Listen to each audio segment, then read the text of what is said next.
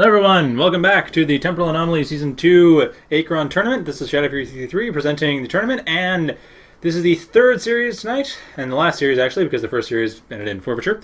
First series ended in forfeiture. Second series, Big Boy versus Nail. Big Boy won 2-0. Sakana versus What's His Face, the third series at, well, second series shown tonight. 2-0, once again for Sakana. And now ChronAberant versus Sunstrider. So this is a game. ChronAberant is another old-timer, and Sunstrider is another new player. See how this goes, because I have played Sunstrider, and he isn't a bad player by any means, so this should be a fairly interesting game. I actually also played ChronAberant, he's also a fairly good player. So both players are likely to be skilled enough to actually get through this, and it looks like it will be an interesting game given the players, or at least the fact that the players are somewhat decent. So let's see. Starting up, we have... Just double check that's actually correct. Here we go. So, ChronAberant is currently playing Grekim, I believe, and well, he's paused now. He is player 1 playing Grekim, and he is in the top, or the bottom left corner, the southwest corner of the map, while we see that Sunstrider is also Grekim. So hey, Grekim Mirror! How about what I mentioned before about Grekim Mirror not being popular? So both players going for quick Faro, quick Arcticus tank, and of course getting quick RPs from there. So fairly standard Grekim build. Nothing surprising, nothing different. No Octo rushes or anything crazy like that. Hills isn't a map that really supports that. It's fairly large, or actually it's a medium-sized map, but it's large enough that Octo rushes aren't going to be supported by it very well. And once that gets all set up for their economies, then we'll actually see what they're planning for real, their ultimate strategies from here. And it looks like Sunstrider is building up his Octos, but not directly going for RPs, while ChronAberant was directly going for RPs.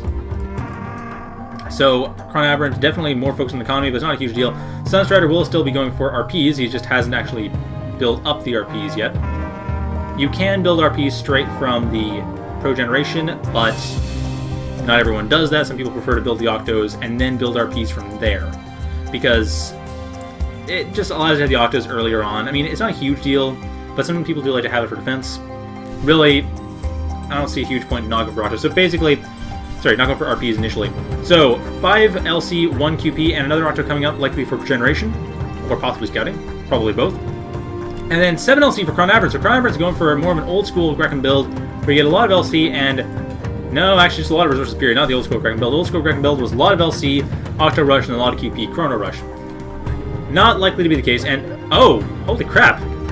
Going for, yeah, he's going for Seppi here, going Octo for Generation, using that to build another Seppi, so getting a slightly earlier Reef, and probably going to be deprogenning this Faro right here, using that to build an early Spire.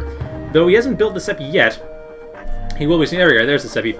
And double checking, jumping back to make sure he builds the Seppi at the most efficient time. While Sunstrider is about 30 seconds down from there, and has a very fast Octopod, and also fast Octo and Seppi. This Seppi will probably be used for a Reef, but yeah, there we go. And the Octos and Octopod, however, will probably be used as a small Scouting Rush attack. Not likely to be anything meaningful, but still a small scout attack just to see what ChronAberant's up to, and also to see if he can actually deal any meaningful damage. Given ChronAberant's current build, I'd say he could. Admittedly, ChronAberant could of course change this, and likely will, but Sunstrider is in a pretty good position to actually deal enough damage to make ChronAberant a bit nervous. ChronAberant is, of course, 30 seconds ahead of their, almost a minute now. Has a second Reef setup, so he's bubble wrapping his whole setup, and now getting a Spire. Not from this Faro, however, got just from another Faro that he built, and getting a pair of Octos, setting up for more RPs in his natural, so definitely going huge economy. Very risky. Sunstrider's little Octo and Octopod attack will definitely be changing the strategy if ChronAberant wants to have a chance at winning this game, because, oh no, not even one. 2 Octopods, and then more Octos coming in for expansion for Sunstrider. Sunstrider is definitely being very aggressive early on, sending his Octos and Octopod out in flanking maneuver. So the Octopod and Octo at the front will be running into a Reef very quickly. Ooh, that's going to slow him down a lot. And he would really want to get through this, because what he wants to do is get rid of this Progen units. These Progen units are the most juicy thing they can get rid of, and if he can't get rid of those, well, admittedly the Reefs do heal up them, but still, if he can't get rid of those Progen units, he hasn't really done too much. If he can't go to the Progen units, he has done a lot, because that means that all the production capability that ChronAberant would have had is now gone. ChronAberant moving further in the past, and it looks like he is going to be probably changing his strategy a little bit, but he hasn't actually changed up too much yet. Likely will be just building up more for defense and a bit less for direct attack, but honestly, I wouldn't be surprised if he just kept going with what he had so far. Because, yeah, sure, there's the reef there, but the reef does heal up. It does heal up really quickly, and it could support him long enough to get Pharopods, Sepipods, and just attack and defend with that. So here we have, once again, Octopod coming in, and yeah, nothing has changed so far.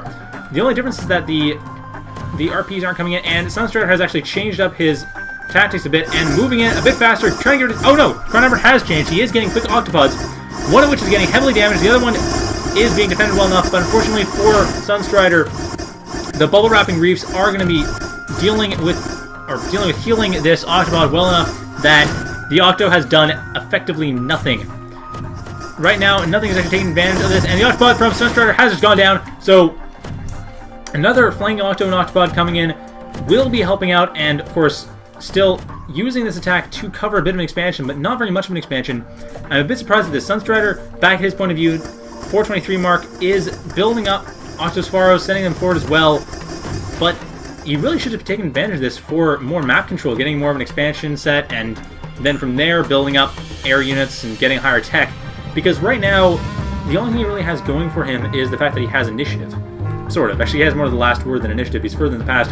But still, the fact that he does have... He is setting the tone for this game. He isn't sitting back. ChronAberant is sitting back a bit and reacting. Sunstrider is definitely the one who's being proactive in this game, and that will be helpful. The problem is that he's not making the most of it. ChronAberant, on the other hand, is still setting himself up for defense, and likely in the near future will be able to deal with this.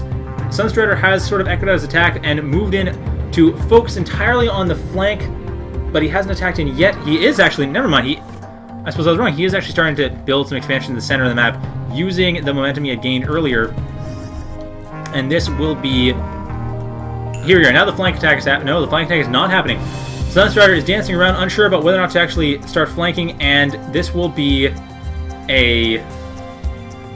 Yes, Anime Test by 1.1. Sorry, this is actually the old version of Achron. The new version of Achron has released today. Hooray! And that will be incredibly useful. But this is the old version of Achron because it hadn't released yet. So all subsequent games will be in this tournament will be using version 1.0.1. Sorry, 1.1.1, 1.1.0.0. But it doesn't matter because the current version is obviously good enough for these Octopods. So now getting these Octo and Octopod coming in, Octos are just getting rid of each other. All the Octos have died. No Octo profit there, but the Octopods definitely in ChronAberant's favor. So Sunstrider, I'm a bit surprised he hasn't started building up more with what he has. He, like I said, needed more RPs because ChronAberant did have more RPs in his main base, and Sunstrider did not use his advantage to build RPs, which would have been a really good idea. He had one RP, or two RPs basically, but that's not what I meant. What I meant was take an expansion.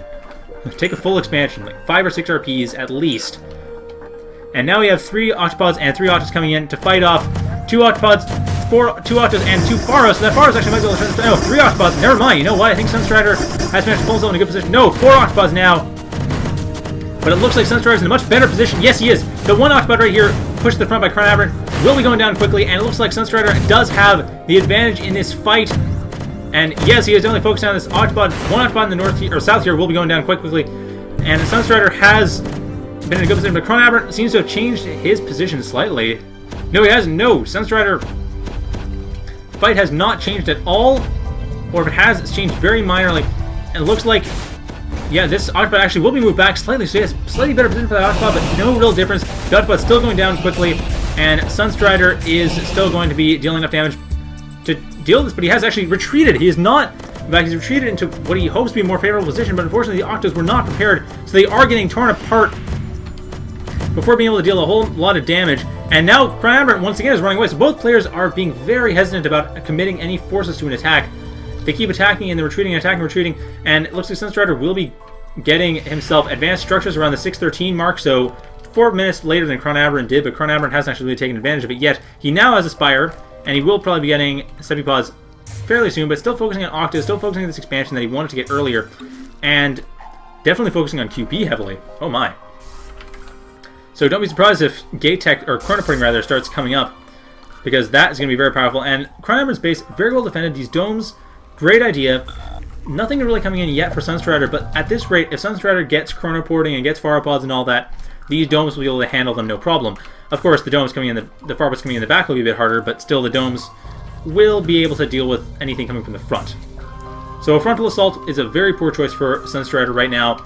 A possible choice would be to go back, kill this neutral Inceptor, and then go through and attack directly from behind. But I doubt he's even considering that. I don't think most players actually take advantage of that neutral unit in the back, take advantage of that path there. So Spire is coming out for Pharo now for Sunstrider at the 8:13 mark. Rather late in the game, but better late than never, I suppose. And RPs are coming in for Sunstrider. He is definitely expanding rather sparsely around the map, unlike ChronAberant, who is focused heavily on his main base and natural. And his main base has been completely exhausted as a result. However, ChronAberant doesn't really matter. He has weaponry now. Oh my, he has weaponry. He has chronobombs. Sorry, plasma bombs. I don't know why I said chronobombs. Plasma bombs, my mistake. And he will be firing off one right now. Plasma crucibles and going back, jumping back to where the red time comes in. And once that we see that, will be dealing a lot of damage about 2 seconds before it actually hits. And that will be destroying this base right here. That will be destroying everything here. And I guess you could go back. It won't make a huge difference. So here we have the attack exploding and killing everything. And actually, no, I don't really need the observer right now because both players are going through and checking what's going on. So Plasma Crucible coming in, and there's a Symbiobot now from ChronAberant. Plasma Crucible coming in and will be obliterating the entire Triad and heavily damaging the Reef. So Sunstrider's main base has been completely destroyed. And another... Oh, no, that's the same one. Sorry, that's the same one that fired. Not another one, that's the first one. They chronoport back a short time before attacking. And Sunstrider has taken this as a cue to attack. Coming in to deal with the Sepipod that's attacking his natural expansion to finish that off, and then going straight into the main base. 5 Octopods ready to meet the Octopod coming in, and terrible positioning for Sunstrider. This one Octopod in the front is going to be going down without dealing any damage at all. Pharo's coming in to try to support, but the Octos and Sparrows aren't going to be able to deal with this as well. And a Pharopod will be coming in for ChronAberant. Jumping back a bit further, we see that about 10 seconds from where we were, Sunstrider has not really changed his position, and ChronAberant is retreating back to his domes, which will be able to deal with everything coming in a very small hurry. This is done for Sunstrider. He needs to get out of there. He needs to... He can't really undo it at this point, unfortunately. He doesn't have the chrono energy. Actually, he does. He could undo it. He just hasn't done so. And now, Sepipod will be coming in at about, well... About here, Sepipod is being undone. That Sepipod was destroyed. So, of course, that's why the Sepipod was killed, because Sunstrider did not want that to be dead. Sepipod here was killed and is no longer harassing the Sunstrider main. Not that it really matters. Sunstrider really needs to get more units up. He needs to start production again. He is at a terrible position. He has a Sepi, it's a Pharo. He needs to start building some Octos from there. He needs to build another Triad, possibly get a Leo class Triad, but it doesn't really matter. No, it does matter. He is getting a Leo class, so he needs a Leo class Triad. I don't know why he's using his Arcticus. He's spending so much money on this. Trying to build up Sepi and Pharo from his Arcticus when he has Sepi and Pharo already. So this is a bit of a waste of money, but thankfully he has more than enough money to actually deal with this. Though it may come to bite him later on if he really needs that money. So Pharo will be built very shortly, and once that's done, he'll be able to progenerate more units, get his production back in order. But of course, ChronAberant definitely had a huge advantage right now. Has Pharo, sorry, that's just a RP, but he could have Pharopods if he wanted to. And he has the Octopods, he has the main base, he has Sunstrider has chronoporting coming in, ChronAberant has chronoporting coming in. So both players getting that, but I don't think it'll work as well for Sunstrider as well for ChronAberant. Sunstrider has a smaller army, and ChronAberant he does have Pharopods, like I said, and he just has better tech, he has better position, he has worse map control, but Sunstrider really has overextended himself. He doesn't have the forces to deal with this. He does have the ability to chronoport back and start dealing with it, but he hasn't done so yet, and ChronAberant, on the other hand, has not used his chronoporting. He does have it, he does have the resources for it, he hasn't made use of it yet, and neither has Sunstrider. Sunstrider has, in looks of it, he is attacking directly. He isn't sending back any units to deal with this. His main central bases have been destroyed. His RPs, which are actually kind of his primary RPs at this point, he's lost all or almost all the resources from these crates, but not a whole lot actually. But being spread out like this means that while his main is going to last longer, he isn't getting as many resources if he's losing these RPs in the middle, and that's going to be a bit of a problem. That being said, he has plenty of resources stockpiled, so it won't be that big of a deal at this point. It's just if he does start building mass forces, that will be a problem. That'll be an incredible problem because I think that it's going to be where we see the resource difference actually take effect. Is that when we start getting mass production going, and he actually starts outpacing his current harvest rate, and now trying to chronoport back, or looks like he's trying to figure out when to chronoport to. ChronAberant, on the other hand, is setting himself up quite well. He's still attacking the main base. He will be attacking the main base of Sunstrider directly from the center. And here we go. So the main base is under attack from the Firepod at the 12-18 mark. And Octopod's coming in, dealing tons of damage to the Firepod. They are able to attack from the Pharos. The Firepod not able to actually do anything meaningful. Looks like one of the Octos tried to build a dome in Sunstrider's main, but didn't manage to pull it off. And the Octopod's still dealing a ton of damage. And it looks like ChronAberant is double checking what's going on, still pausing. I'm surprised. I'm pretty sure he's chronoporting, but I don't know for sure. He should be chronoporting back fairly soon, but once again, he's pausing but not chronoporting. And that's kind of strange. He could just be using that to help pay attention. He is slowing down a bit. And there we go. Chronobomb sent forward. Now he will be able to take care of the forces that are currently here and deal with his reef as well. Sunstrider back further. He does not see that chronobomb yet. He does know that his forces have chronoported and have... Oh my. That actually has been counted as a total defeat from the looks of it. So yeah, ChronAberant is in a great spot right now since Sunstrider is having to deal with all this coming in. This chronobomb ended up eliminating almost all of what he had, and then subsequent attack from ChronAberant destroyed the rest of it. So ChronAberant is going to be winning this game unless Sunstrider actually goes back and finishes this up, but it looks like, no, Sunstrider will be able to survive this. But it was a little bit of a close call there. However, bit surprised Sunstrider is focusing on the playable pass as much as he is, really not chronoporting back like I would imagine he would be. Strange. At any rate, I was warned this replay may not have been working properly, so I'm not totally surprised. However, Dutchbots are coming in for ChronAberant and dealing with this as it is. So, regardless, ChronAberant is going to be able to completely obliterate what was here. And it looks like ChronAberant, yes, he is using chronoporting.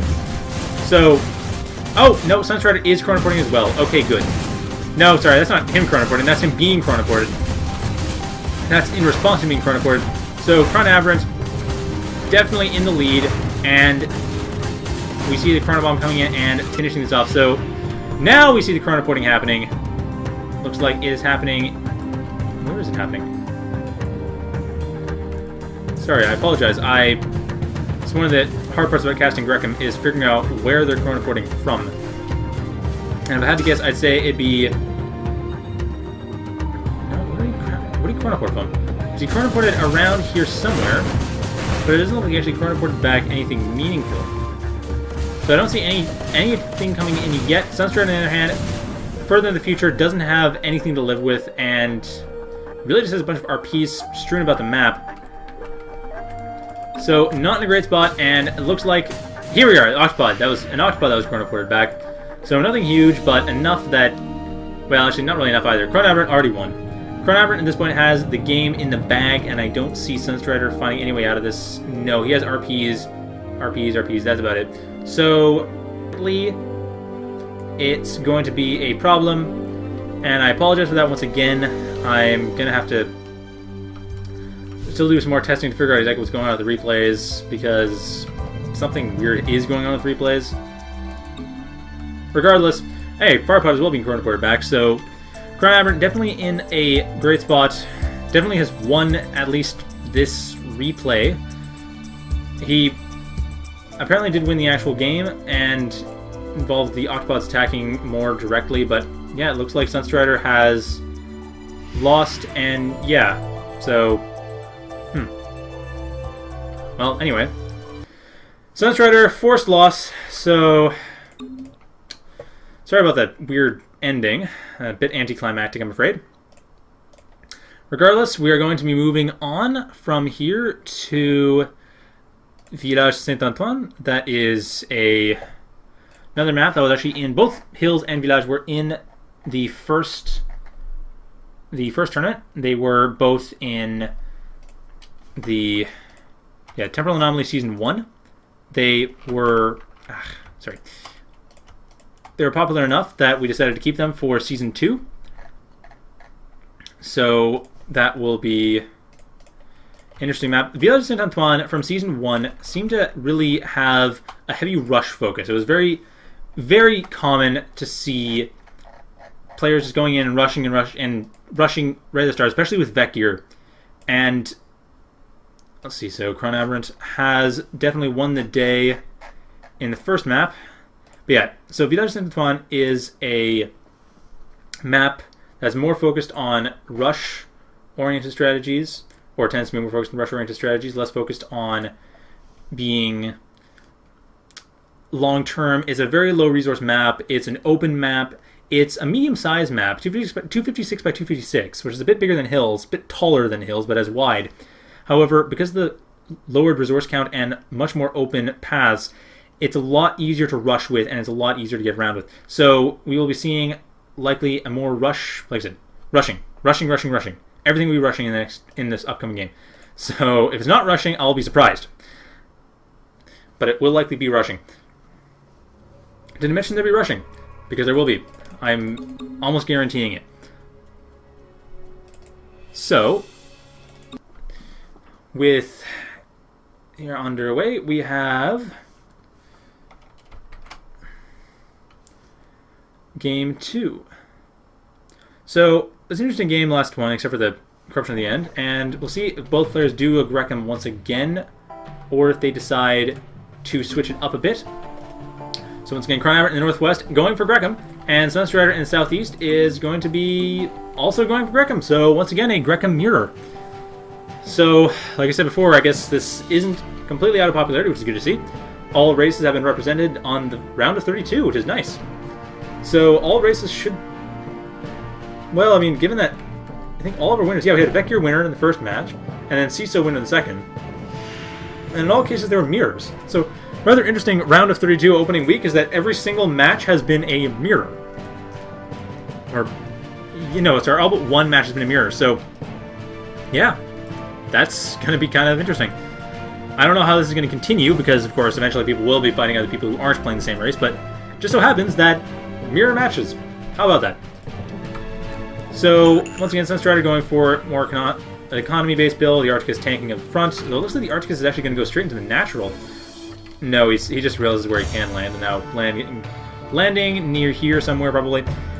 And ChronAberant has just pushed it slightly forward to tank. Octo is being used to build more RPs, and ChronAberant not building his RPs as efficiently as he could be. Not sure exactly what's going on there. Getting his Arcticus set up and activated where he can.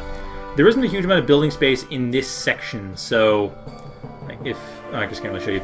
Yeah, there's not a whole lot of build space here, but he does have. Okay, so he is getting his RP set up, and another Octo coming in, probably for per generation, but will need to be set up, and also getting just a bit more. So it looks like he's going to be going for a fast Octopod, if I had to guess. He is getting that one cycle of QP, which generally means he's going for a fast Octopod, because Octopods cost 44 QP, and you start with 40. I will be interested in seeing what's going on in this one. Like I said, this is a small map that suits rushes. It's really open. As you can see, we have the main base has two paths that lead out of it, and then the natural here also has two paths that lead out of it, going around through the center, and this whole center area is very open, except these trees here which kind of block things out, but not a huge amount. The northeast and southwest are thirds, and the other player's base is of course the same thing, except opposite way. And Sunstrider has not activated his Arcticus yet. He is just setting up his economy and is setting up his Octos, getting a lot more economy than was last game. Yeah, pretty much playing like ChronAberant was. 6 on LC, 2 on QP, getting more Octos still, and ChronAberant on the other hand going for 4 LC actually. Apparently undid one of the LC, and here's the Octopod I was talking about. So it looks like ChronAberant is going for the exact thing that Sunstrider was going for last game. Quite a bit of a reversal here, and I can see it working out very well. ChronAberant's strategy is one that has shown to be well suited for Village, and it's going to be up to Sunstrider to defend against this, because Sunstrider building up his heavy economy will be in a poor position to deal with this. Getting a Seppi up very quickly, and more Octos as well, is at the 242 mark. Setting up an Octo to the southwest expansion. and I'm guessing some of these Octos will be going to the northeast or southwest, and getting his reef as well. While ChronAberant is currently focusing on this attack he has going. He has the Autobot and Octos going forward. The Autobot and Octos are at the center of the map. They are going to be hitting the base probably in about 45 seconds or so. And Seppi and Faro coming in as well. It looks like they are going to be... Well, they're going in the direction of the southwest, but I don't know if they're going to be continuing along there. And here we have the Octo and Autobot are coming in. They are attacking, and they are finding the RP in the natural. Sunstrider is expanding the natural, and he has spotted the attack coming in. That RP is actually doing a really good job, because it just bought himself some time for not a huge amount of money. Bought himself some time to actually see what's going on and be able to deal with this. Getting an Octobot of his own. We'll need to get something else other than Octos, really. Probably Faros, maybe an Octo or two to support. But still, he has Defender's advantage, needs to take advantage of that. Only downside for him is that he has a lot of QP, and he spent a lot of money on RPs. A lot of his LC is spent on RPs, not a lot was spent on anything else. And the Reef is now done, getting advanced structures, and an Octo coming in around the side to the main base defending around the main base, but that's the Octo that came into the Southwest expansion. So being undone, and Seppi and Faro coming from ChronAberant, they are going down the Southwest expansion. So this is at the 412 mark, going down the Southwest expansion to be used to build a lot more RPs, a lot more everything, really. And now the Octobot and Octos are coming through. They did manage to break through Sunstrider's defenses. And now Octobot coming in, dealing with one of the Octos, and the other Octo is being distracted by the Arcticus. It is going to be attacking the Reef as well, and the Reef is going to be a bit better target, but now it's going to be the Octobot. Fortunately for it, it didn't attack it in time, so that Octobot will be killing it. And now Sunstrider focusing a bit further in the past, ready the initial attack, getting his defenses better set up, getting Octos set up to help defend, damaging these Octos. Unfortunately, his Octos were not well positioned, and he didn't regroup them before attacking, which means that these Octos are going to be hardly damaged at all. And this is going to be very difficult for Sunstrider. He's in a terrible position right now. He's trying to defend, and he's trying to defend with very little. But he does have a second Octobot coming in, and a second Octobot, if he retreats, gets in good position. Actually, getting rid of these Octos as well. And these Octos, this last Octo, yes, gone. And now actually Sunstrider's in a better spot. ChronAberant now, his rush has been somewhat failed and very near the unplayable. Well, okay, but still a minute away from the unplayable past, but still, it's going to be hard to get out of. ChronAberant is definitely switching to a more economy setup, but this Seppi and Faro is going to be the telling factor. Those go through and actually start building Octos successfully, getting more RPs, then he should be able to recover economically. He's a bit behind, but Sunstrider did have to defend against this and did get forced into building a lot of Octopods instead of building tech, building Pharopods and any other more powerful units. So looks like he's trying to kite with the Octopod and doing a fairly good job of it too. Getting out there, and he's gotten rid of the Octos, getting rid of the Octopod, once again at the 427 mark. And his last Octopod will be going down. ChronAberant's rush has been destroyed. ChronAberant back at the 504 mark, sees that's been destroyed, and is building another Octopod. I don't think he's going to be going for this again. Really should be building a Reef, really should be building tech, getting himself back into the game, because Sunstrider at this point has a massive resource advantage, has a massive tech advantage, and ChronAberant he does have a good triad setup, or duo setup, getting more RPs, and this is where, this is kind of the inflection point for ChronAberant. If Sunstrider doesn't get in and start dealing with getting his own economy built up, but it looks like Sunstrider is definitely on that, and getting his natural build up, getting Octopods to defending that, getting more Octopods as his main base, not getting any Spire or Pharopods or Seppipods, however. That might be problematic in the future.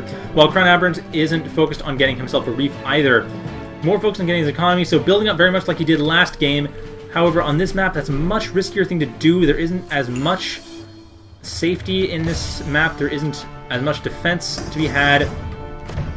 Just reviewing that attack, ChronAberant sees exactly what's going on. Of course, nothing really to review. And now Sunstrider is moving pretty much everything into his natural rather than keeping the main base. Moving his Reef and his Arcticus, and of course his Triad still in his main. But he's moving all his buildings into the natural. So this will be actually a bit easier to defend, because now anything coming into the natural, or through the natural, will be having to deal with all this first. Of course, if something comes in through the back here, that will still be a problem. And ChronAberant is going to have to take advantage of that in order to get through Sunstrider's defenses at this point. ChronAberant has actually managed to retreat with that one Octopod, so in a better spot than he was last time, up by one Octopod, which is fairly expensive, so worth saving. But Sunstrider has managed to get his military in a great spot. Actually, now would be a pretty good time to attack. I've got to say, right now, ChronAberant is really focused on getting his economy set up. He hasn't gotten paid off yet. So right now would be a great time for Sunstrider to attack. Because he has the unit advantage. He does have an economy advantage at this point. He's going to lose it within the next 30 seconds, but he does have it right now. And once ChronAberant converts that into units, then it's going to be a lost cause. But at this point, Sunstrider, or I should say, well, he's 7-minute marker, so Sunstrider's in a great spot and needs to take advantage of this. And it looks like ChronAberant, he's getting Progen Octopod, probably for defense, an expensive dome, basically, but no need for advanced structures. Should be getting advanced structures soon, though. Once he does get that, then he'll be able to build up domes and better defend himself. And his main base has also been pretty much dried up. And that doesn't really go for Sunstrider. Sunstrider more focused on a spread out expansion, jumping forward about a minute. See that dome is being set up for him as well, and getting more spread out in his expansions, and his defenses getting another triad up here as well. So Sunstrider is in an excellent position, but ChronAberant is now at a massive economy advantage. All ChronAberant needs to do is get a couple triads, and he will be doing great. And as you can see right now, he has tons of tons of Octopods coming up. He is converting his economy advantage into a unit advantage, and now Sunstrider has pretty much lost his time. What he could do for Sunstrider, I should say, is jump back near the unplayable pass and attack, because that particular chronal time was a great time to attack. And it looks like, no, he's actually done that in the future, not in the past, when he should have done it. Really should be attacking about 2 minutes ago. Like, should be attacking 2 minutes down on the timeline, because he had the same forces back then. And from then, he'd be able to actually deal the damage against a much less defended force from ChronAberant. It'd be the best time to attack, but unfortunately, he isn't going back and doing that for him. So that's going to be a bit problematic. If he does do that, though, ends up doing that as a delayed attack, then it'll be a lot more effective, and will actually... No, he's not. He is staying in his base, defending his base. Because if he did do that, it would be a lot more effective and will allow him to have a great position, getting rid of the southwest expansion, and getting rid of ChronAberant's economy advantage, or at least severely mitigating it. But no, ChronAberant has at this point converted that to a unit advantage in both of his bases. So, ChronAberant, great spot. He's probably going to get gate tech soon. Chronoporting has been built up for Sunstrider, so what Sunstrider could do is chronoport back these forces. But I don't think he's going to do that. He doesn't have the QP to do that, and so ChronAberant will. If ChronAberant does get gate tech, or chronoporting rather, which he hasn't done yet, oddly enough, but if he does, he'll have more than enough QP to make use of it. And definitely getting a lot of seppies. Wow, he's really expecting Sunstrider to go for an air-heavy attack, rather than going for the ground-heavy attack and ground-heavy strategy that Sunstrider has been doing so far. Sunstrider has been exclusively pursuing a ground-heavy strategy since this game started, and it doesn't look like anything's going to change that. Continue to build Octopods. A Sepipod is being built, a Firepod is being built, but mostly Octopods. And now the Northeast expansion is being developed by Sunstrider. No Sepifaro there, so nothing's still there, but still, Sunstrider is evening himself up a bit. ChronAberant has one base, and his main base, like I said, was completely drained, to Sunstrider's 3, well, 2.5 now. Not fully developed bases, mind you, but still. So Sunstrider does have actually a higher economy rate now. And it looks like he is paused. He appears to be preparing to chronoport, or was anyway. Not actually, but he is still building up forces. He's getting more Pharos, and ChronAberant, on the other hand, is getting more forces of his own. Both players are just building up, and ChronAberant is now moving out to attack with, looks like about a half dozen Seppies and 2 Pharos and 3 Octopods.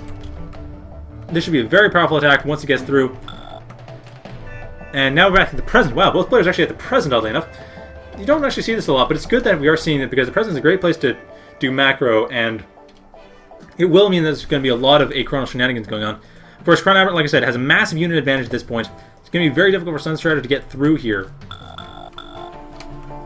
And yeah, Sunstrider is going to be having to deal with this, and this is going to be a problem. This is, of course, pretty much a lot of Sunstrider's forces are going to be here to deal with this, and this is half of ChronAberant's force. So if Sunstrider can't deal with this, he's going to have another force like this to try to deal with, but it looks like it won't be a problem. Seppies, unfortunately, were a bad choice from ChronAberant. A lot of bodies, which will be distracting for the Octopods from Sunstrider, but not enough to actually deal with anything. There isn't a lot going on. These pod class units are actually used for Lego class, or used to, yes, Lego class. Your Octolego being built up Octolego and Farlego being built up. Octolego is a great choice, mind you. But Farlego also a pretty good choice once these Seppies are gone. And the Octopods will be able to deal with everything coming in. Seppies are going to be coming into their deaths. Faro is well coming to his death, and the Octopod back here is actually dealing a lot of effective damage. A dome coming around to set itself up in a better position, and unfortunately can't land. There's units in the way, but once it's able to land, it will be able to deal meaningful damage. But unfortunately, it is in the air, which means the mass of Seppies is going to be able to get rid of it, and it's gone! So, ChronAberant has managed to get rid of one of the domes. The only dome, actually, and now the forces from the southwest are coming in as well. This is going to be a huge problem. There is a and the Farlego has frozen them, however. Most of the forces are frozen, so it's either blocking out the forces incoming from ChronAberant or going to be just lack of money. Octolego doing a great job helping to defend. And of course, the Podulus units have their own defense attack. Sepipod, the Progen Sepipod is going to be going down. More Octolego is coming up before it goes down, however. And here we go. See the freeze bomb once again being reviewed, and it looks like the Octopods are coming back, getting rid of the last few, and this will be huge. Let's see, so the Octopods are coming around. We're jumping back to further in the past. A dome is being set up in a better spot. More domes being set up to prepare for the attack from the southwest. ChronAberant, on the other hand, not changing up his attack much. Still has a huge economy, still could be very powerful with this. And yes, coming in, and a Farlego. Here, the Farlego is... Oh, it's got to use freeze, and it's going to... Oh, it doesn't freeze!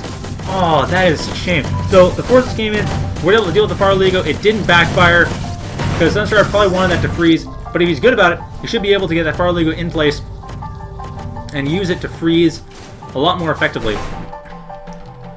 Because that force... The way that forces were set up, that was just asking to be frozen. It's just that, of course, the Farlego not being able to live long enough to freeze them, and I think about a second before it would have frozen, means that all the forces of ChronAberant are going to be able to come in. But if Sunstrider can pull this off... Where is the Farlego anyway? It looks like the Farlego got undone sometime in the construction. So, yes, Sunstrider is going to have a bit of a harder time. Of course, what he could always do is just double up his army with chronoporting, because he does have chronoporting, ChronAberant doesn't. That could actually work, although I don't know how well it would work. It's a risky thing to do. The Farlego being built has died! Oh my, okay, so this is going to be a very difficult attack to get through for ChronAberant, but Sunstrider is in a defensive position. I really think he should be chronoporting those units back, doubling them up, or possibly just building a Farlego back now. But he does have chronoporting, he can use it, he has plenty of money with which to use it, or plenty of QP with which to use it. And losing that dome, losing...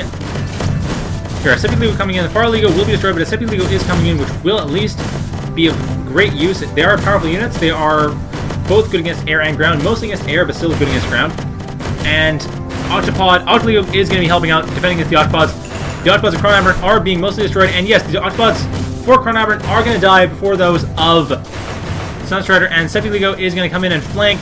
We'll be able to deal with what ChronAberant has. So Sunstrider has managed to deflect his attack for the most part, but there's still a huge base class force coming in, getting held up well, but possibly not well enough. And of course, ChronAberant, once again, still has plenty of cash, can easily rebuild all these forces, while Sunstrider, and ChronAberant isn't even too worried about this. From ChronAberant's point of view, he actually succeeded. Of course, Sunstrider managed to pull that around, but still, it's hard to say, actually. No, it looks like ChronAberant didn't manage to pull that around. Actually, it looks like ChronAberant still will win. This red is from Sunstrider's point of view, so Sunstrider still has a lot of work to do to deal with this as it comes in. So unfortunately, that freeze bomb did not pay off this time, and the beam has been upgraded, so he could use it to help get rid of some of these Octopods, but he hasn't done that yet. Right now, right here where it is, he can't, unfortunately. I don't think so, anyway. It's not direct line of fire, I don't think. And it looks like Sunstrider, he's paused, he's in a position, he might actually be going for it. And no, he doesn't chronoport. I think he tried to chronoport that Seppiego, but it was moving. And so he didn't actually manage to pull it off. Well, anyway. Regardless. The Octolego is coming in and... It might be able to defend, but no, it's too many forces coming in. I don't think he'll be able to defend effectively. And it looks like ChronAberant will be winning this game, so... Wait. What? Okay, well, anyway, I'm... Okay, I think ChronAberant won? Sorry, there's a third game, so I'm not sure if that was a mistake in the first game. It was actually Sunstrider that won and not ChronAberant. In which case, this shouldn't be happening right now. Because there's a game 3, and as you see, ChronAberant won game 1. Unless Sunstrider won game 1 for real. And now I'm concerned. Because Sunstrider has definitely lost this game. There's no doubt about that. There's really no way for him to pull this back around. So, I'm kind of confused. Oh, okay, sorry. ChronAberant has just told me through IRC that Game 3 was not, in fact, an actual Game 3. It was just for fun. Well, actually, no, that's a good idea, you know, because that meant that I was not under the impression that this would be the last game, which meant that I was casting, I had enforced method acting. So, well done, ChronAberant, and yeah, I guess, you know, people might as well. I mean, it's fun to play the game, and it does keep me on my toes, because I don't know what's going to be the last game. So, this is the last game. 2 O's all around. So, well done to all the players for this first week, and it looks like ChronAberant has managed to pull this one through as well. So that's 2 wins, and once again, 2 mirrors. So all of them mirrors. And that is going to be the night for now. I'm just gonna, well, I might as well get this set up. Yeah, we have.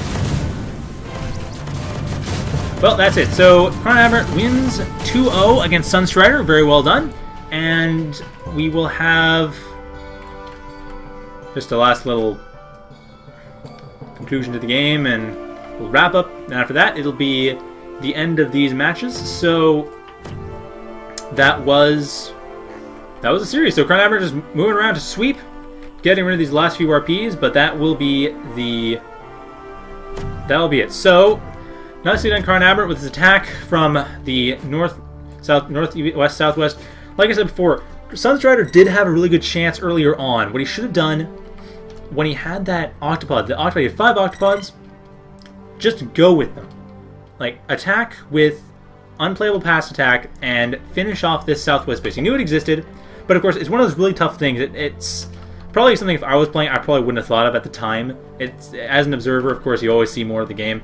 So, I mean, like, I'm gonna seem hypocritical if I ever played and then this happened. But, yeah, I mean, the thing is, it is a... Sorry, ChronAberant. That redundant triad, you know what? That redundant triad you killed. The redundant triad was in the main base. The redundant triad was here. This was the main triad, I guess. Like, there was a redundant triad.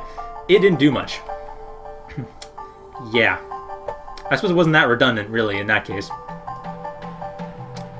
So anyway, ChronAberant is now bearing down completely on the northeast and completely destroying it. There is a redundant Octo that's progening, trying to keep itself alive, but not really able to do too much, and now dead. And of course, everything is done. So Sunstrider is just being finished up, and once they've finished chatting, Sunstrider will probably GG. He sees that his base has been destroyed. ChronAberant, from his point of view, has already won, and now Sunstrider sees that he pretty much cannot win at this point. Still really nice stuff. Like, really, I think if that Farligo had gotten up like a couple minutes earlier, had just gotten up and then frozen that entire force, Sunstrider would have had this game. It would have been in the bag, because there were no Pharopods for ChronAberant. He had nothing in that way. So he wouldn't have been able to recover any of those units, and even then, it would have taken a lot of Pharopods to recover all of them. So Sunstrider would have had the game in the bag if he had done that. But yeah, so that was game 2. That was a very interesting game. Like I said, this is V-Legends Season 1, very rush-oriented map. Admittedly, it took 20 minutes, but still a rush-oriented map nonetheless.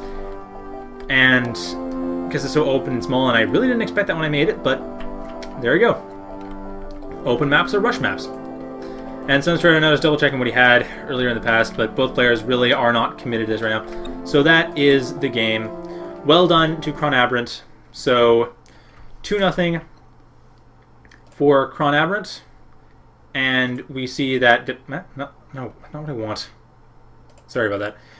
2-0 for ChronAberant, and... No! Can't figure out all the icons on my taskbar. I apologize. I know it's not the most professional thing to do. But anyway, so round 1, week 1 of the round of 32 has been completed. And we have our next round winners. So we had in this game, we see that, of course, ChronAberant won both, which was cleverly done. So well done to all players. We will be having this next week will be next weekend, the round of 32, week 2. This is going to be between all the players on the right side of the bracket image. So Dolmont and CSR will be first, followed by Airwallflood Kevin, and then Chitin and Jeff, and True Random and Cyberboss. So right here. So see the right side of the map, or right side of the brackets here. That's next week's games. This week, all the games have been completed.